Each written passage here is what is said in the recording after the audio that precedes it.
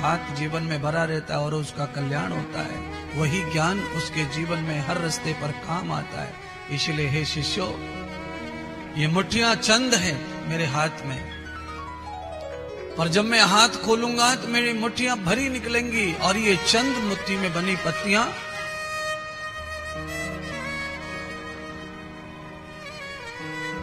जरूरत में काम आएंगी। आग लगानी हो तो आग जलाने में काम आएंगी, भूख लग जाए तो पत्तियां पेट भरने में काम आएंगी। यानी कि ये पूरे संसार में इतना ज्ञान है, उस ज्ञान में से मुट्ठी भर ज्ञान भी हमारे संग संग चले तो ये भयंकर बेहद जो जंगल है संसार, इस संसार में वो मुट्ठी भर ज्ञान हमारे जीवन को चात्र मार्ग से चौराहे चौराहे पर जहां भटकने की संभावना होती है वहां से वो न भटकते हुए हमें सीधे मार्ग पर ले जा सकता है। इसीलिए हम सबको चाहिए,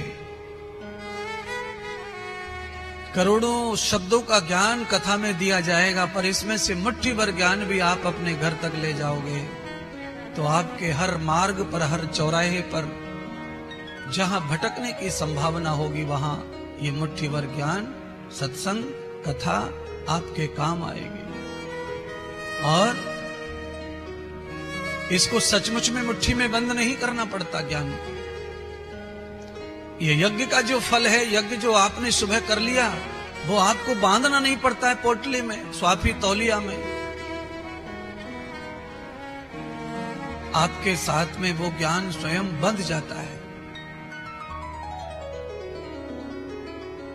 एक बार आप सुबह सुबह थोड़ा सेंट वेंट मार लेते हैं कपड़े में, शर्ट में, साड़ी में, या आप अपनी चमड़ी पर मार लेते हैं परफ्यूम, बॉडी स्प्रे छिड़क लेते हैं, तो आपको सेंट को चिपक के पकड़ के नहीं रखना पड़ता। जिस प्रकार से छिड़कने से सेंट आपके शरीर में प्रोई जाता है और दिन भर सुगंध देता रहता है, ऐसे ही ये कथा, ये यज्ञ आपकी आत्मा पर छिड़क गया है, ये आपके जन्म जन्म जन्म जन्म सुगंध देता रहेगा।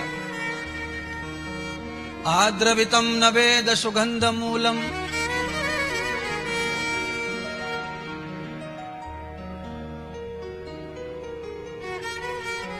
मरने के बाद भी ये सुगंध काम आती है। मर जाने के बाद भी ये काम आता है कथा, ये यज्ञ, आपका किया हुआ दान,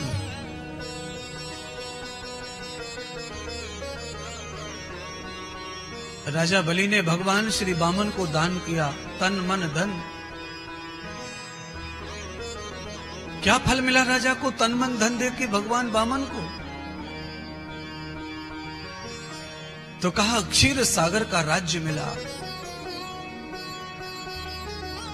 दूध के सागर भगवान ने समुद्र दे दिया वामन को, वामन ने राजा बलि को। और उस दूध के सागर में स्वयं नारायण सोते थे, अपना बिस्तर भी दे दिया। ऐसे दानी को, ऐसे यज्ञ करता को क्या करता था राजा बलि? राजा बलि रोज यज्ञ करता था बस। और रोज यज्ञ करने की वजह से राजा बलि इंद्र के आसन पर बैठ गया जाकर के। यज्ञ के फल से लड़ाई नहीं लड़नी पड़ी शासन और सिंहासन के लिए।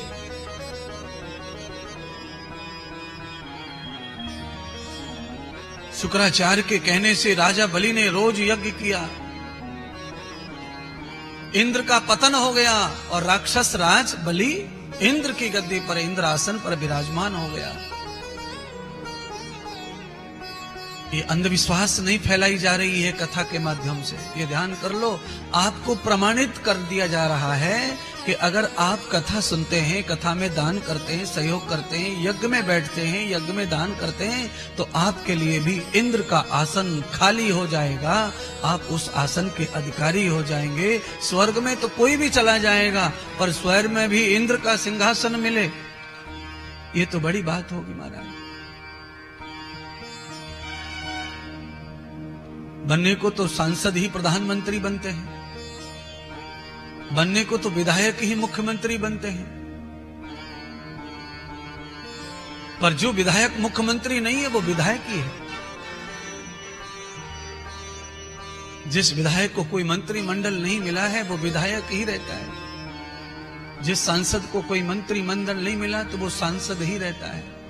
पद, गौरव, सम्मान सब अच्छा है, पर सांसद मंत्री होता तो अलग बात होती, मंत्री के बाद प्रधानमंत्री होती तो अलग बात होती, विधायक मंत्री होता अलग बात होती, मुख्यमंत्री होता और अलग बात होती। ऐसे ही आप सब लोग विधायक तो हैं, अर्थात इंसान तो हैं, आपके पास धर्म कर्म तो है, पर जब आपके पास में यज्ञ का फल होगा, पद गौरव होगा, स्वर्ग में इंद्र का सिंहासन होगा, तो पूरे देवताओं में आप राष्ट्रपति के सिंहासन पर होंगे। और ये संभव है। जैसे आप यज्ञ में बैठे हैं सादा भोले लोग, ऐसे ही विधायक बनते हैं, ऐसे ही सांसद बनते हैं। आपका ही भाई सांसद बनता है, आपका ही भाई विधायक बनता है, वही मंत्री बनता है।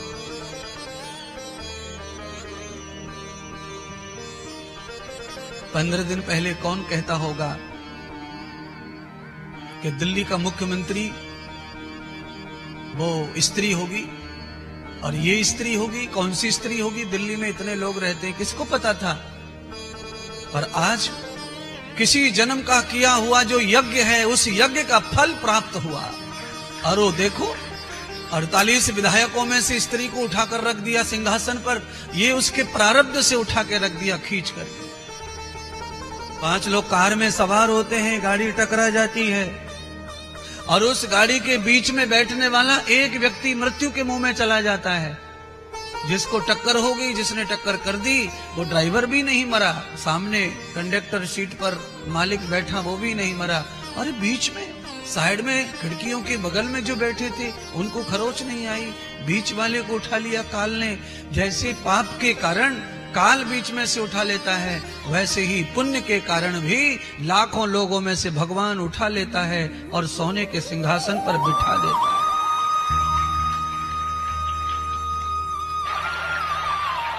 पैसा तो आने जाने वाली चीज है, था नहीं, आया है, चला जाएगा। और इसी पैसे को अगर सत्मार्ग पर लगा दिया दिल खोल करके, अरे अपने लिए हम कर रहे हैं ऐसा सोच लिया, तो सिंहासन तुम्हारे लिए खाली है, लिख लेना। और ये रिकॉर्डिंग चल रही है, इसको कट करके रख लेना अपने पास।